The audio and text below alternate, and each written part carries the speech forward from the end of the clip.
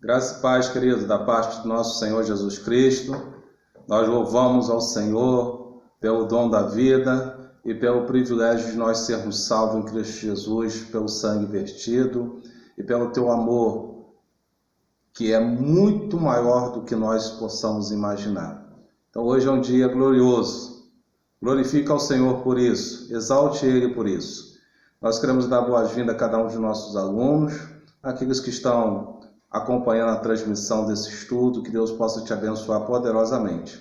Hoje, finalzinho da nossa aula, da nossa lição de número 7, liderança compartilhada. Se você não assistiu a parte 1 nem a parte 2, assista. Então hoje nós estamos finalizando com a parte 3, falando sobre o tema que originou a liderança compartilhada do capítulo 6 do livro de Atos. Vamos estar orando nesse momento, agradecemos ao nosso Deus por mais uma oportunidade, por mais um momento que nós estamos aos seus pés, estamos aos pés do Mestre. Ele é que nos ensina, o Espírito Santo, Ele que nos orienta. Oremos. Pai, nós te louvamos, te agradecemos por mais um dia. Muito obrigado por esse estudo, quero entregar nas tuas mãos, Pai, a vida de cada um dos teus servos, do teu povo, cada um dos teus filhos. Manifesta o teu grande poder, continua nos sustentando com a tua graça, conduzindo, meu Pai amado, em triunfo, em conhecimento e sabedoria do alto céu. Abençoa poderosamente os nossos irmãos, especialmente aqueles que se encontram enfermos, derrama graça sem medida, abençoa, Pai, os idosos, toma nas tuas mãos também os jovens, ó Deus, toma nas tuas mãos as crianças, abençoa, Pai, cada um de nós, nosso país, entra com a tua providência. Nós cremos no poder da oração. E assim, meu Pai amado, queremos estar com os corações sensíveis para aprender do Senhor a respeito desse tema importante para a Igreja do Senhor no século 21. Te glorificamos em nome de Jesus. Amém. Pois então, querido, nós estivemos na nossa aula anterior e falamos a respeito de assuntos muito importantes. E para a aula de hoje eu gostaria de estar lendo 2 versículos para os irmãos. Um que se encontra lá em Atos capítulo 8, versículo 1. Nós já estamos falando esse versículo baseado no que nós terminamos na aula de número da parte 2. Que diz assim: no mesmo dia levantou-se grande perseguição contra a igreja que estava em Jerusalém. Todos, exceto os apóstolos, foram dispersos pelas regiões da Judéia e Samaria. Isso é o versículo de capítulo 8, versículo 1 de Atos. Agora vejamos o que diz capítulo 1, versículo 8. Digamos que é quase que o inverso em termos da gente estar decorando o que quer dizer cada coisa.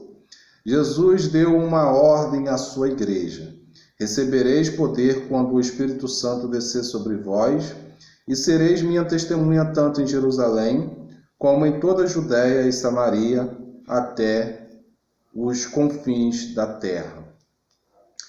Então, Atos capítulo 8, ele é o complemento de Atos capítulo 1, versículo 8. Fazendo aí um paralelo, né?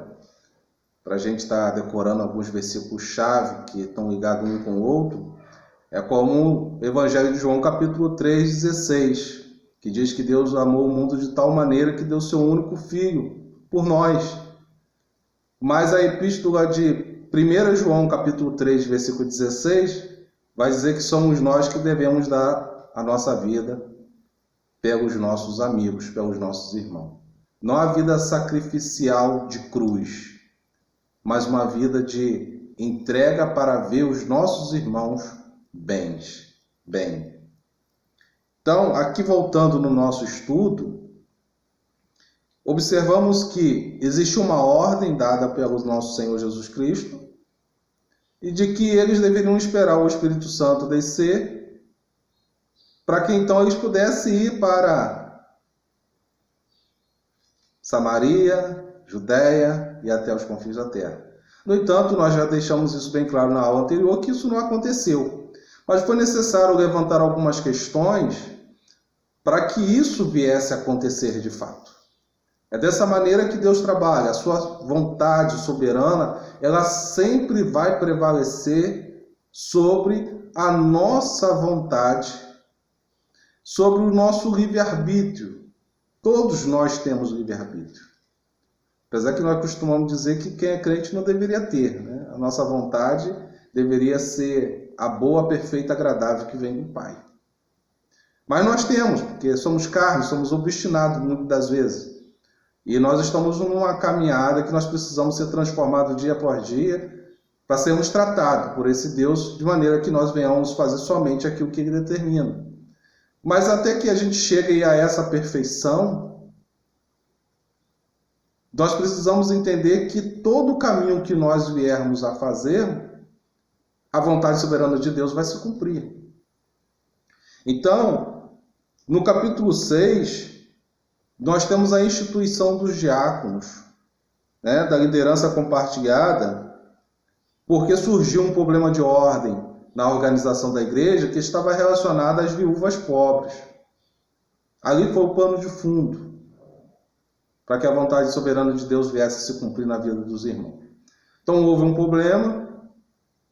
O problema foi até solucionado porque os apóstolos cederam o privilégio da liderança, compartilharam com os leigos, deram a eles a oportunidade de organizar um pedaço da igreja como instituição, e as viúvas pobres que haviam reclamado da distribuição dos alimentos foram atendidas, muito bem atendidas.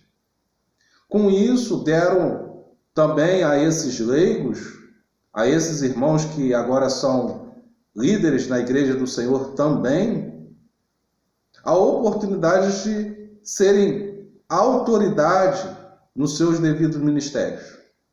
E aí então nós temos, lá no capítulo 7 já, é bom a gente lembrar que todo esse compartilhamento de liderança não mexeu com a estrutura espiritual da igreja, muito pelo contrário, a Bíblia ela afirma que esse compartilhamento foi bom porque a igreja cresceu, a igreja ganhou vigor, ganhou forma.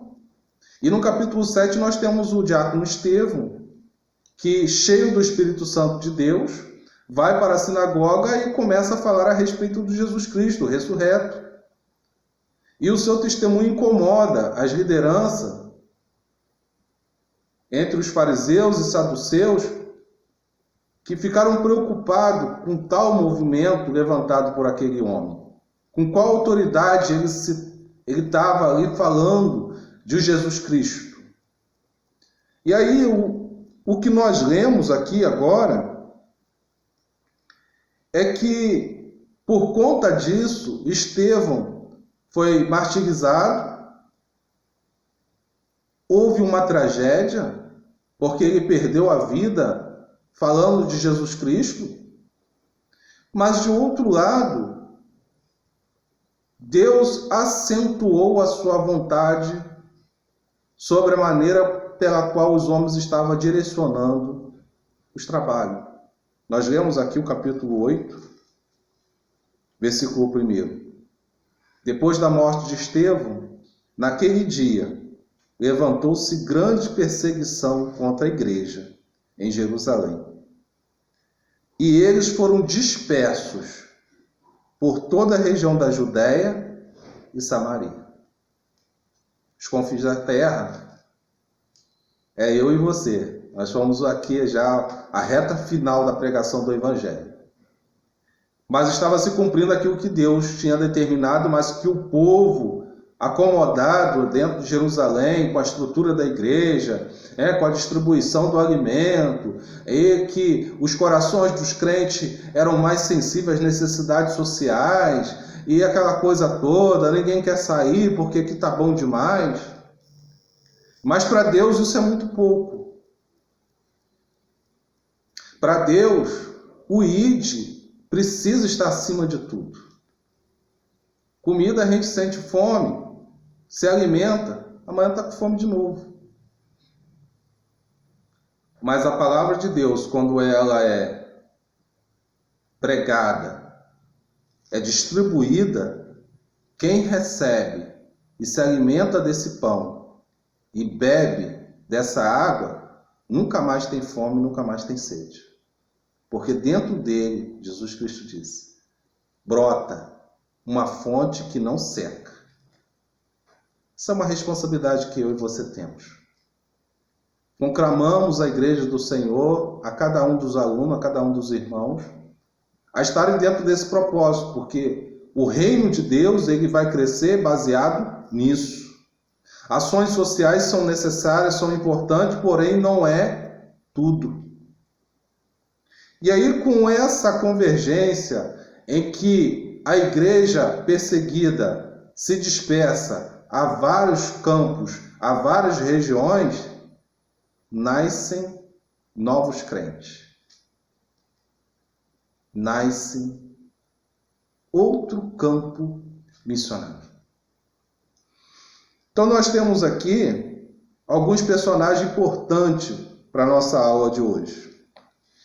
Na nossa revista, no ponto 3, vai falar sobre o belo espírito e vai citar Apolo, Áquila e Priscila. É sobre isso que nós queremos falar, esses 3 personagens, que nós queremos falar hoje exatamente, fechando o nosso estudo. Primeiro que temos o apóstolo Paulo, o antecessor desses 3.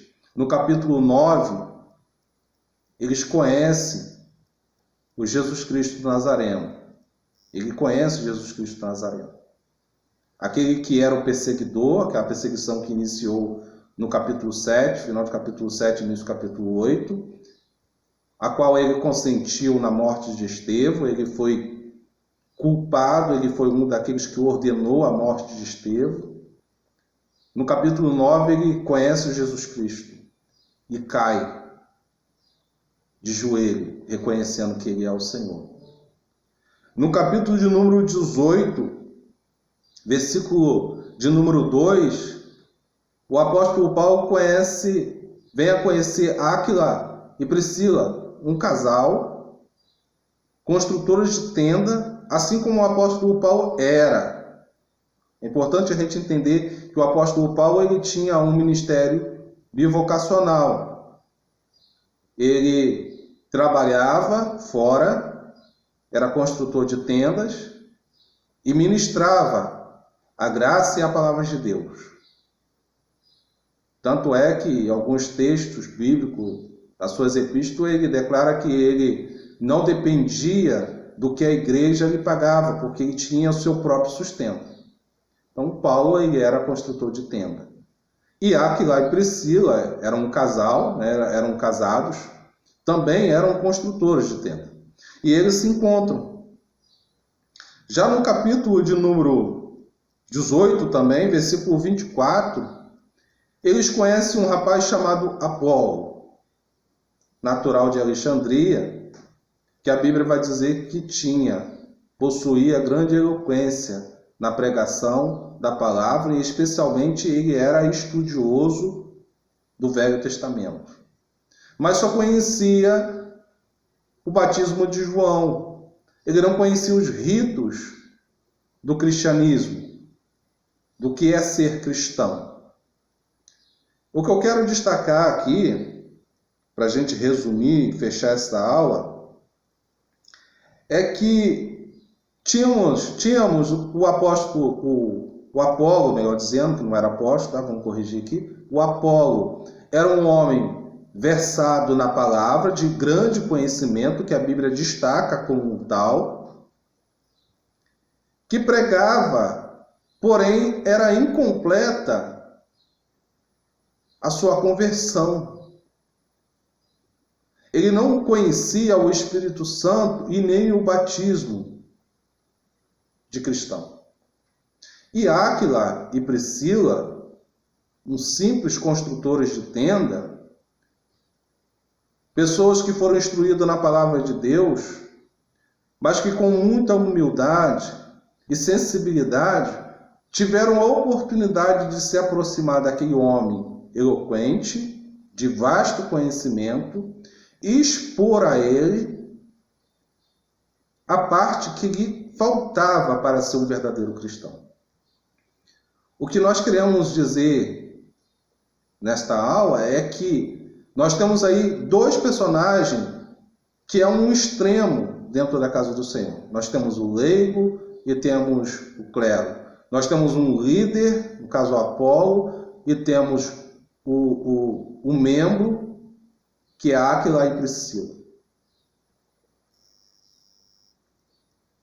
Nós temos a humildade, a simplicidade de Áquila e Priscila que se aproxima, vendo o Apolo pregando ali na sinagoga, eles entendem e observam que faltava ali alguma coisa e aproxima-se dele para falar daquilo que era necessário.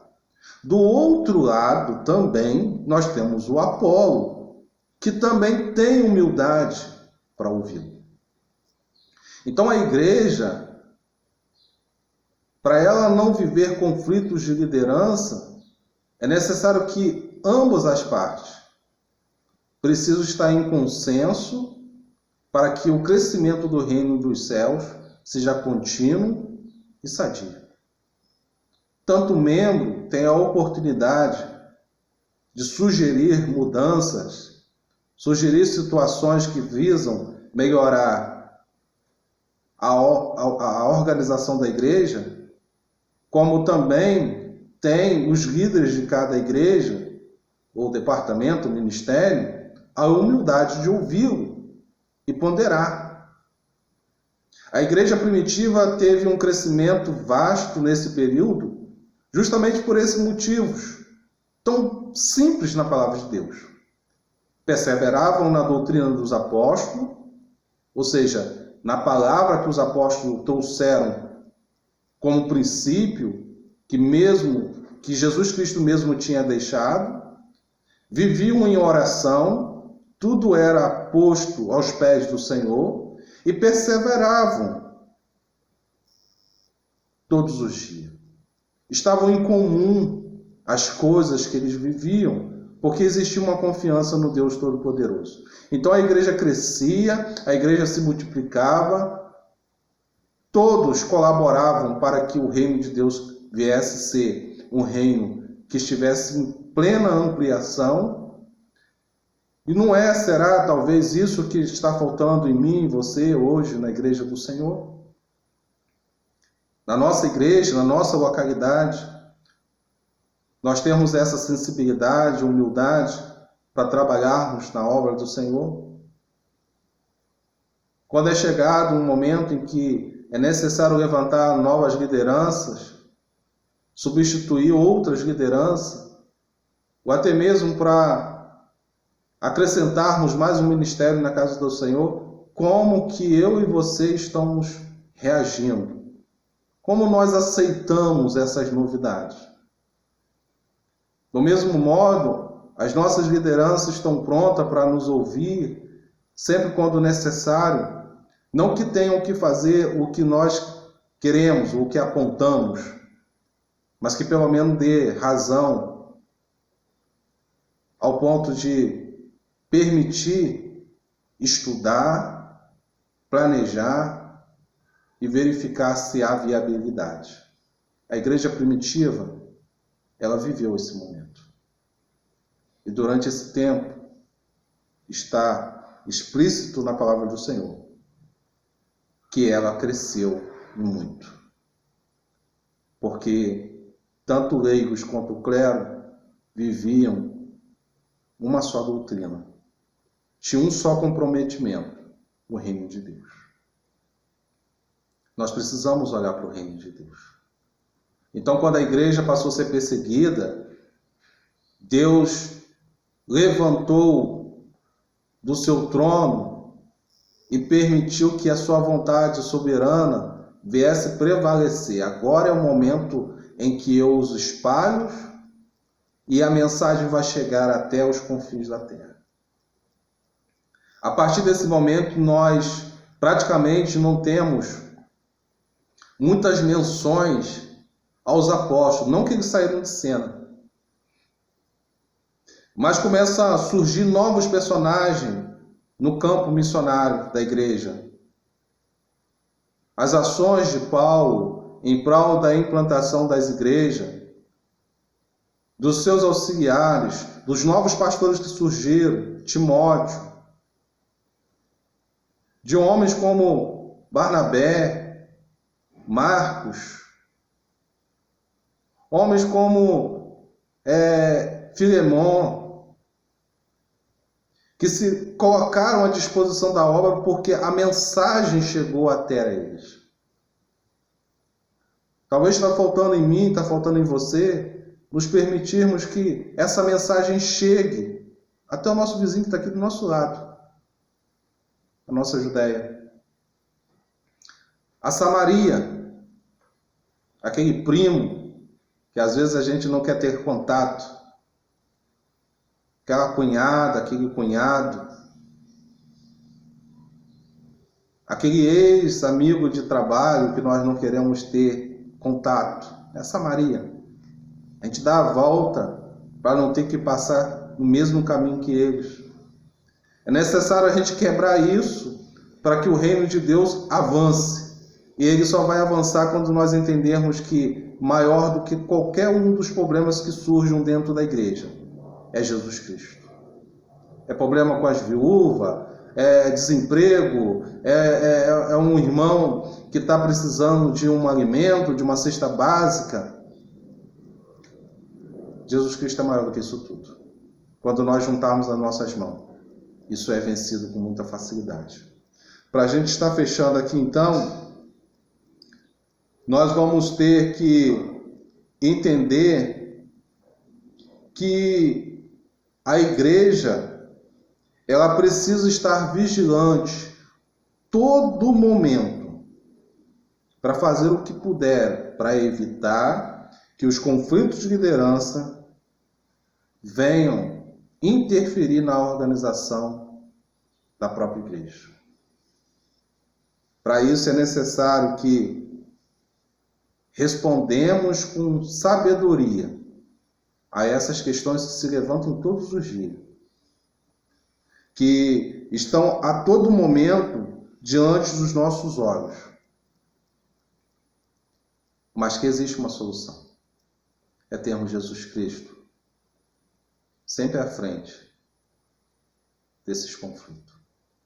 Que Deus possa nos abençoar, derramar graça sobre a sua vida, sobre o nosso coração. Eu te espero no próximo domingo, 10h30 da manhã, no Google Meet, para nós continuarmos essa conversa. Vamos estar desafiando o nosso eu, para que nós venhamos entender melhor o que nós podemos fazer para melhorar a nossa igreja na nossa comunidade. O que nós podemos fazer para melhorar o nosso relacionamento com a liderança que está sobre nós. Domingo, 10h30 da manhã, eu te encontro no Google Meet. Oremos. Pai, nós te louvamos, te agradecemos, muito obrigado por esse dia. Te exaltamos e entregamos nas tuas mãos mais uma vez esse estudo, que ele ainda possa continuar falando no meio do teu povo e da tua igreja. Opera com a tua graça, com o teu poder, e que esta mensagem possa chegar até os confins da terra. Em nome do Senhor Jesus, nós somos gratos. E com perdão do nosso pecado, nós entregamos a vida de cada um de nós, na certeza que só o Senhor é o Salvador. Em nome de Jesus. Amém. Glória a Deus. Deus te abençoe. Até a próxima aula.